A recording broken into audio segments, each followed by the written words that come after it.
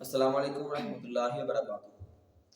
سوال کیا گیا ہے کہ چادر لے کر نماز پڑھنا کیسا؟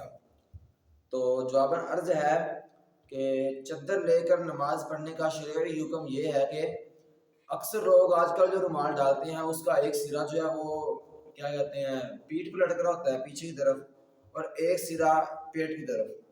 اس طرح نماز پڑھنا مکروہ تحریمی ہے۔ ہاں، اگر رومال کا ایک سرا جو ہے آپ نے نیچے لٹکایا اور دوسرا کندھے کے اوپر آپ نے دے لیا تو اس طرح نماز آپ کی ہو جائے گی۔ آستین چڑھا کر بھی نماز نہیں ہوگی، یعنی آپ کی آستین کلائی سے اوپر ہے تو آپ کی نماز نہیں ہوگی۔ واللہ اعلم ورسولہ اعلم، صلی اللہ تعالی علیہ وآلہ وسلم۔ پیارے بھائیوں، پیارے دوستوں، امید ہے کہ یہ ویڈیو آپ کو پسند آئی ہوگی۔